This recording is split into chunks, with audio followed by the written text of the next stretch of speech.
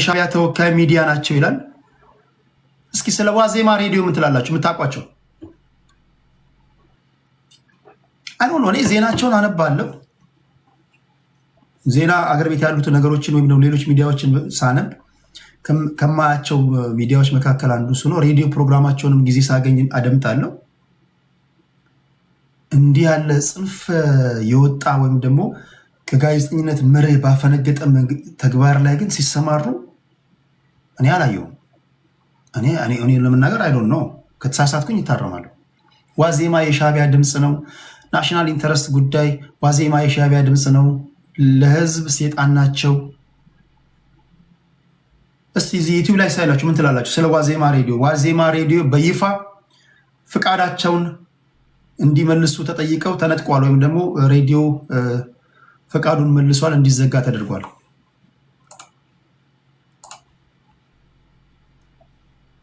እንዲህ ያለ ነገር አይታችሁባችኋል?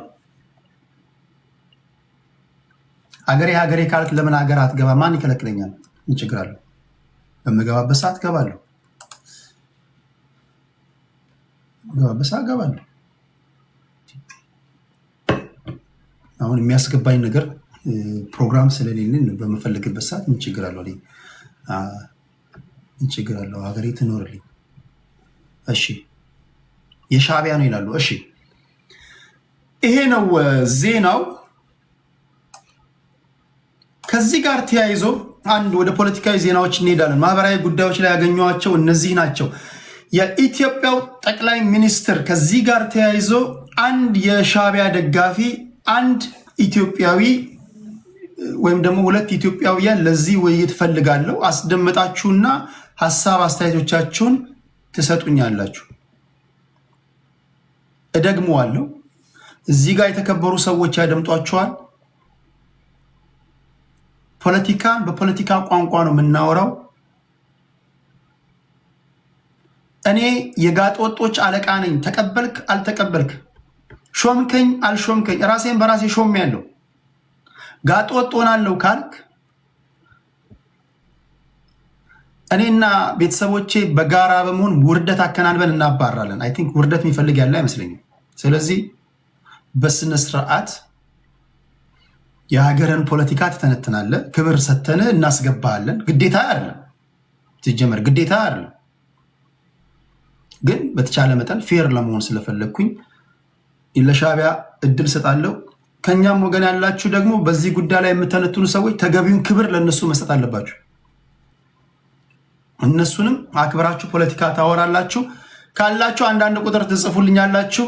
ይሄንን ዜና ነግራችኋለሁ። የጦር ኃይሎች ጠቅላይ አዛዥ ጠቅላይ ሚኒስትር አብይ አህመድ መንግስት የኢትዮጵያ አየር ኃይልን አቅም በቀጣዮቹ 5 ዓመታት በእጥፍ ለማሳደግ ግልጽ እቅድና በጀትና የበጀት ምንጭ በመለየት ከዋና ዋና አምራቾች ጋር በትብብር ስራ ጀምሯል ሲሉ ዛሬ ተናግረዋል። 9ኛ ዓመት ምስረታ በዓል ላይ ነው የሚገኘው የሀገር መከላከያ ሰራዊት ማለት ነው።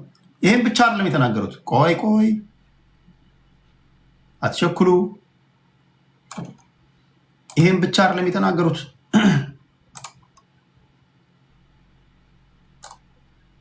ሌላኛው ኢትዮጵያ ኦሪዮን ኢ የተሰኘውን የሩሲያ ሰራሽ ሰው አልባ ድሮን መታጠቋን የኢትዮጵያ መንግስት ሰሞኑን ባዘጋጀው ትርኢት ላይ አሳይቷል። ኢትዮጵያ የታጠቀችው ሩሲያ ሰራሹ ድሮን ዩቲዩብ ላይ አንዳንድ ቁጥር የምትጽፉልኝ ሰዎች ደውላችሁ መሳተፍ ለምትፈልጉት ሰዎች 647819417 ማናችሁም መደወል ትችላላችሁ። ሀሳብ አስተያየቶቻችሁን መስጠት ትችላላችሁ። ቀጥሎ በማስደምጣችሁ ወሬ ዙሪያ ማለት ነው። ኢትዮጵያ የታጠቀችው ሩሲያ ሰራሹ ድሮን ለኢላማ ቅኝትና ለውጊያ የሚውል መሆኑን ዘገባው ጠቅሷል። ድሮኑ ከምድር ወለል በላይ እስከ 7500 ሜትር ከፍታ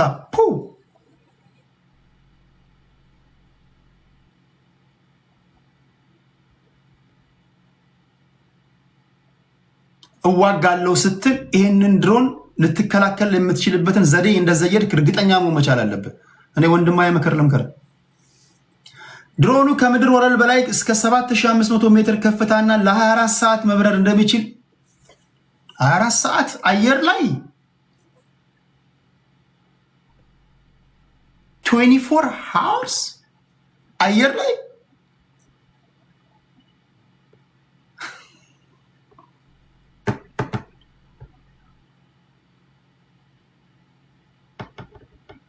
ያየክ 24 ሰዓት ኢማጂን እንዲህ ያለ ድሮን አራት ድሮን ካለ ማለት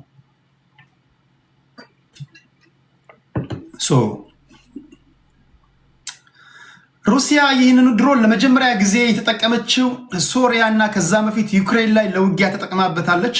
ሆኖም ድሮኑ ለሌላ ሀገር መሸጧ በይፋ ሲረጋገጥ ኢትዮጵያ የመጀመሪያ ናት። ኦኬ፣ የኤርትራውን ቃል አቀባይ ንግግር ከማስደመጤ በፊት የኢትዮጵያውን ልንገራችሁ።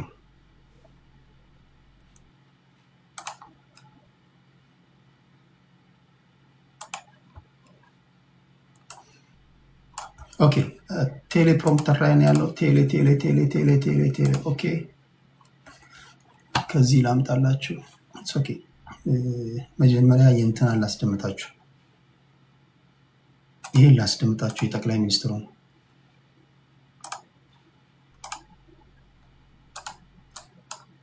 ይህ ቀጥሎ የምሰሙት ንግግር የምታዩት ንግግር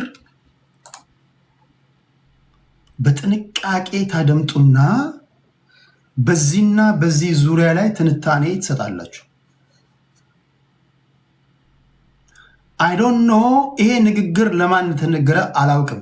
ይሄ ንግግር ለኛ ነው የተነገረው የምትሉ ካላችሁ፣ እኛን ለማለት ነው የምትሉ ካላችሁ፣ ኬንያዊ ብትሆን፣ ሱዳናዊ፣ ጅቡቲያዊ፣ ግብፅ፣ ኤርትራዊ ቤቱ ክፍት ነው።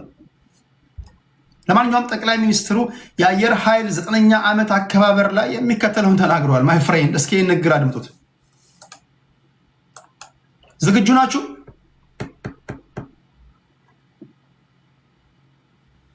እንዋጋ በለው ይላል። መቼ ነው እንረስ በለው የምትለው? እንረስ በለው።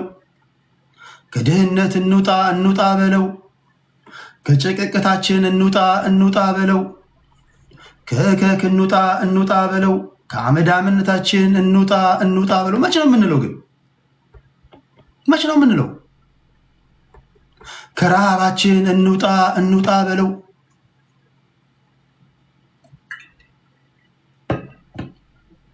ከዘመነ ኦሪት ጀምሮ ስትዋጋ ነበርክ።